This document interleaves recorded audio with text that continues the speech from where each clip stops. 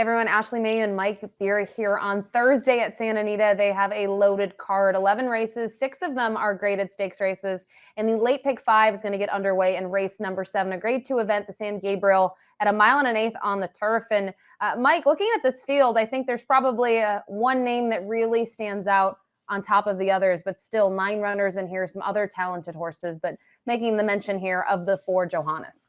Yeah, Johannes is he's going to take a lot of beating in here if he just shows up and runs his good race. Actually, the 9 furlongs seems like it's not really a big issue for him.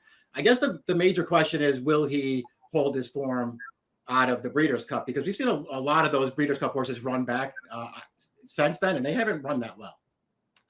Bring up a great point there with that sort of race being over 6 weeks ago. Some horses lose their fitness or it took a lot out of them. But we'll look at the time form US pace projections here. As we mentioned, 1 1/8 miles on the turf course, and looks like a couple of horses could be in the mix. Obviously, Johannes, he can sort of attend to the pace, be a couple of lengths off of it, but the inside runner, the 1 Astronomer, 2 starts back, he was a little bit more forward. That was at Santa Anita back in September. You have the likes of others in here. The 8 911 Turbo. I think the horse that maybe I think could be closer is the 3 Cabo Spirit. Don't you feel like, Mike, based on some of his races, he might try to be a little bit closer than this suggests? I really did look at it that way, especially when you go back and watch his most recent start where they dropped him back out of a 1.5 mile race.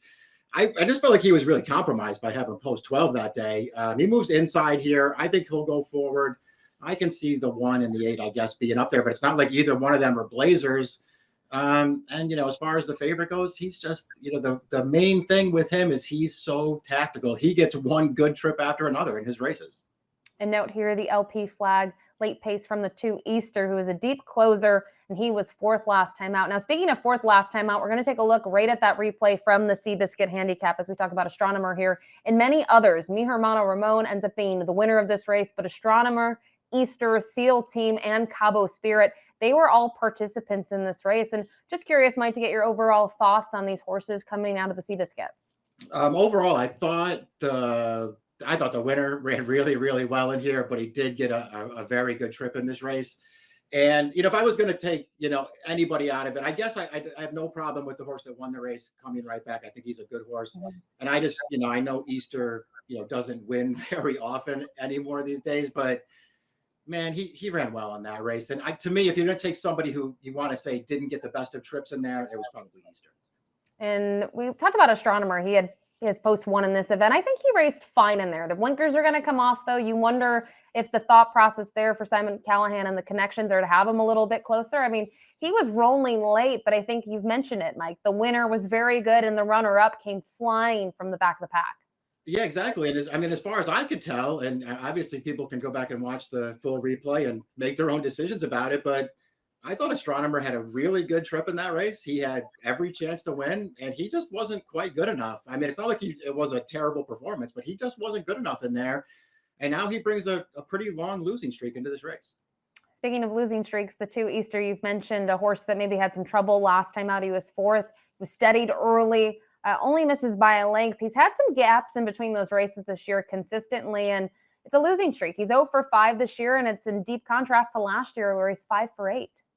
Yeah, exactly. And he's been behind Johannes 3 times this year. He was obviously defeated by Mi Hermano Ramon last time, so he's got a little bit to find facing some of these horses in here. But this horse, he's good overall, and I think his last 2 races in particular, I think they show that he's still got a little something to him as a 6-year-old. I thought the race going 1 mile 2 back, I thought he finished up really well in that race. It was way too late, but I thought he came with a really good finish that day. And he just had a little trouble around the final turn last time. And then he finished up really well once again.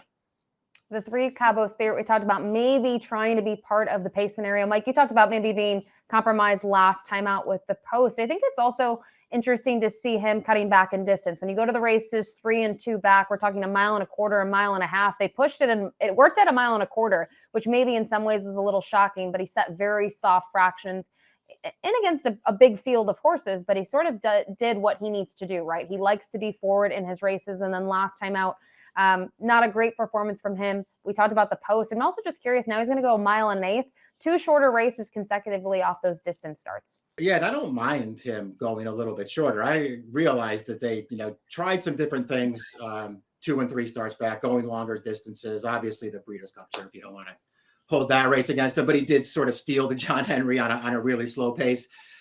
I mean, I don't really know. I guess he just lost his form a little bit. I really liked this horse as a 3-year-old and thought he had a chance to be really good going forward. And for whatever reason, it hasn't really happened for him. I don't know why. Again, I didn't love the trip that he got last time, but I'm not going to sit here and suggest that he ran some kind of great race. Little interesting to see Frankie Dettori booked to ride Cabo Spirit, the Ford Johannes, arguably the horse to beat on paper. I think looking at kind of the program this weekend at Santa Anita, he's the one that a lot of people are going to have their eyes on. He's 4-5 on the morning line. Speaking of his last out, we talked about the Breeders' Cup Mile. We'll take a look at this performance where, I mean, more than looks ends up getting the job done. But I think all in all, Johannes, he ran his race. I mean, this is still a very strong effort for him. And looking down the page, I mean, since getting onto the turf, this is what we expect from him. He fires just about every single time. Yeah, he ran great in here. He just happens to get steamrolled at the end of this race by a really strong closer, but he ran his typical race in there. He got another really good trip in that race, and that's what he does. He has great tactical speed. He's always in position. Listen, again, I think we've seen horses run back out of the Breeders' Cup and not really run that well. So I guess at a short price, you would concern yourself with that.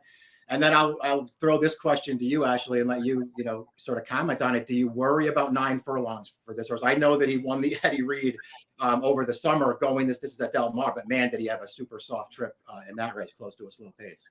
It comes down to pace, right? You look at those mile efforts, like in the Breeders' Cup Mile, he was rolling. You would hope that he was 22 and 3, 45 and 4, a mile and an eighth. They're not likely going to go that fast. But you don't know. There's a couple of speed horses in here. I still think there's going to be honest pace for him to run at. And I do think he has that sort of tactical early foot where he can be in a good position. So it wouldn't be the reason I don't bet him, right? If I don't bet him, it's because he's way too short of a price, to be honest. But I think it maybe is a cause for concern for some people, knowing that 8 furlongs, he's typically getting that setup that he needs. Speaking of 8 furlongs, the 5 Escape Artist was able to win, or I shouldn't say that, won at the 9 furlong distance. Last time out at the 8 furlong distance, he was rolling late, was unable to do so. But I think the intriguing thing here with this horse, Mike, $100,000 claim price last time out. Yeah, it took him reaching for 100. That's true. Now they're going to run him right back in a major stakes race here. So I guess those are both, real signs of confidence for the new connections. He did run pretty well 2 starts back, winning over this distance. He had a little bit of a trip last time and ran better than it looks on paper. You see the buyer speed figure dip way down to 79, but he had an excuse in there. Still looks like the kind of horse who is going to have to come up with a career best if he's going to beat this field. I think too, not only career best, but in kind of comparing him to Johannes, he needs a lot more pace. When you go to the race back at Del Mar 3 back against nice horses, I know it wasn't a stakes race, but Cabo Spirit was in there, Air Force Red. They let Air Force Red sort of have things on the front end, and this horse had nothing left to offer against that group. And as I mentioned, Cabo Spirit would finish in front of Escape Artist. The 6, Dicey Mochara, another horse in this field, which, when he's there, he can kind of score some upsets and hit the board. It's just, for me, Mike, he's just so inconsistent, and now they're going to cut him all the way back to a mile and an eighth. Yeah, it didn't work out for them going a mile and a half last time. He just didn't run well in that race for whatever reason. He's obviously better than that, Ashley. If you just sort of take his figures at face value, you want to say that he's a strong contender in here. I mean, he really does fit on figures. And of course, he was second to Johannes in the Eddie Reed going this distance back in the summer. He was also, 76 to 1 that day. I don't know, man. I feel like he's far from impossible in here, but I definitely preferred other horses. It's worth noting his last win came in this race, not last year, but in 2022. The 7, Mi Hermano Ramon, we showed the replay of the Seabiscuit. He was able to win. This is a horse that early on in the race, Mike, he was pretty far back, had a nice late turn of foot, and, was able to kind of relish that extra distance that he didn't have 2 starts back at the mile. Yeah, I just thought he ran really well last time. I did really like the ride that he was given in there, and it all really worked out for him, but he also really ran in that race. I thought that was a good performance. He was also good 2 starts back. A little bit of stretch traffic for him. He had a fast pace in front of him that day, but he might have won that race had he gotten a clean trip. I mean, this horse is good. He was good as a 3-year-old before he missed all that time, and he has come back even better as a 4-year-old. Comes off of a really strong win last time. He's a dangerous horse in this race.